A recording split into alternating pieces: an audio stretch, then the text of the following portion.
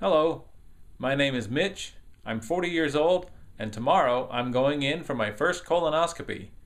I hope you'll enjoy this video that I'm making so I can document the trials and tribulations of the exciting ride that is the colon preparation treatment. Well, the time is now 5 o'clock. This can be seen here, and I am about to partake of the first step of the bowel prep, which indulges in drinking this liquid water with this goo in it. And like I say, it's 5 p.m. I don't know how long it's going to be until effects start taking place, but and I've heard it tastes quite nasty, so wish me luck.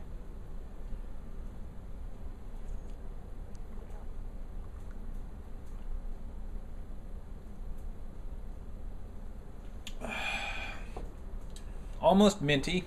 It's about half of it. I don't know how fast it'll be. Maybe I should be sitting on the toilet now.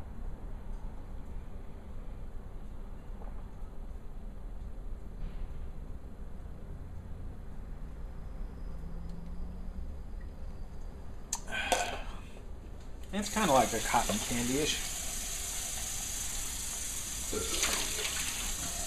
But believe me, this ain't no cotton candy. Well, I'm back. It's been about an hour and a half. I've already had my first bout with the fluids, as it were.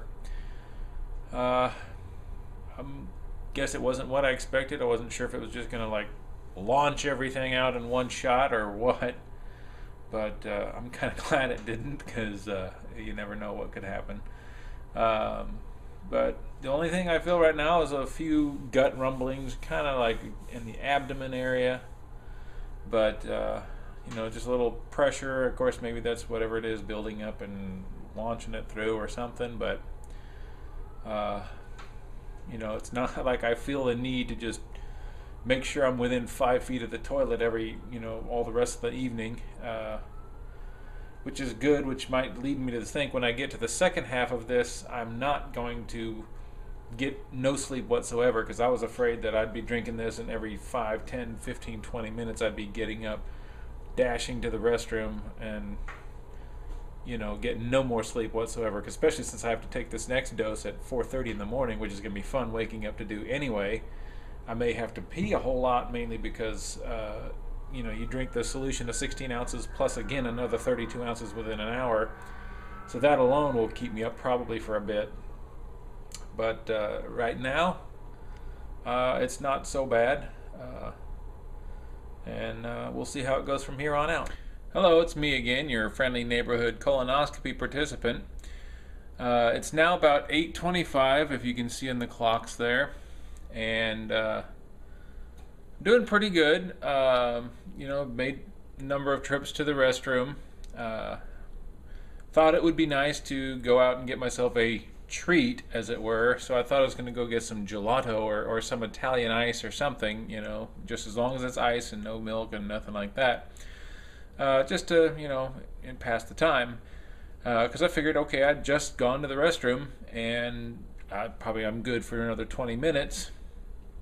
Friend of mine called, talked to me for a couple minutes, said he's going to drop by and I should wait for him. I said, okay, sure. And it's a good thing I did, because not 5 minutes after that, I was back in there again. So I wouldn't count on, you know, after a while, probably being able to figure, oh, I'm just going to go run out and grab a couple groceries or grab a, you know, whatever. Just pack it in. It's not that long. I mean, it's 8:30 at night almost. You know, basically 12 hours to my procedure, approximately 13 hours. So I wouldn't bother trying to go out somewhere to pick up something. Have someone do it for you, or just do without. That's just a friendly little hint of advice. Well, it's about 10:30, and starting to wonder if it keeps going the way it has been. As often as I've been to the restroom, I'm pretty much guessing I'm not going to get much sleep after the 4 o'clock dosage. And starting to hope I get some sleep between now and the 4 o'clock dosage, because it's just been pretty regular. At one point I thought about keeping count, but of course I'm sure everybody's will be different. But I think it'll be interesting to see if I get any sleep. I guess it's a good thing to have a good book. Another piece of advice I think I'd impart upon people: the toilet paper that you have beside your bathroom. First of all, bring in a couple extra rolls. You never know if you'll need another roll or two, depending.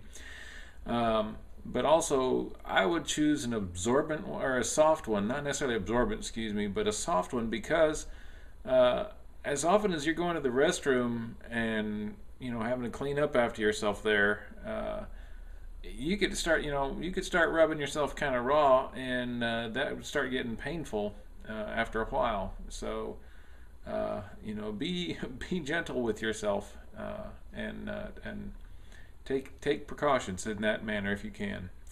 So like I say, it's now about 10:30, and we'll see how it goes. Well, it is now about 11:40, and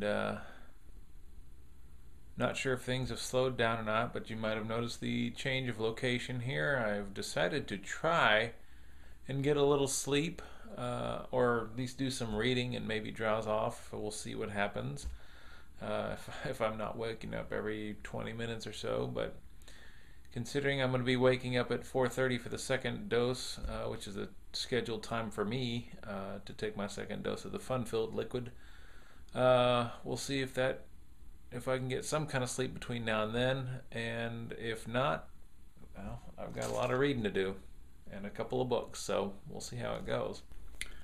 Good morning. Well, the time here is 4:30 in the morning,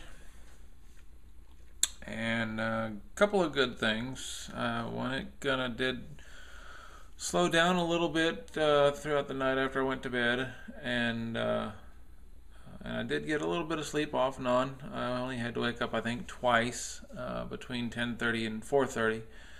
So actually, apparently there is the possibility of looking forward to some sleep. And apparently while I was asleep, apparently no accidents happened. So that's always nice. So now it is 4:30 and time for the next installment of the plan. So we're going to go with that, and maybe try to head back to bed, but we'll see how that goes. Well, the time is now 4:40, and again, I try to get back to bed, and figuring, depending if it took about 30 minutes to an hour or so before the first wave hits, like it did the first time, then maybe I get a little more sleep. I did drink the 2 additional 16 ounces of water. Yeah, I did it pretty quick, which does lead to the point of I wouldn't drink a whole lot before you go to bed last, mainly so you've got room in your stomach to drink, the 2 additional 16 ounces of water that you are required to do so. Because otherwise you're going to be so full, it's going to be very difficult to get down those other 32 ounces of water after you drink the initial 16 ounces of water / solution. So I would say, cut back on the water a couple hours before, if you can, a couple hours before going to bed the first time, depending if you can get to bed and when you go to bed. As you saw, I didn't get to bed till around, late in the evening, probably about midnight actually.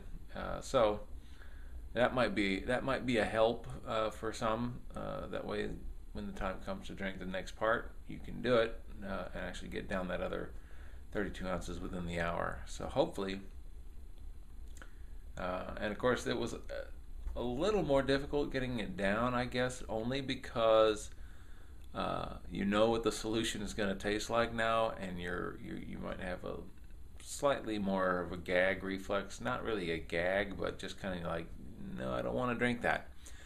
And it suggests in the thing that if you kind of do feel a little bit nauseous, to wait 15 or so minutes and then continue drinking the solution and get that sucker down and go. But luckily, no issues here so far, and so we'll see you and see what happens.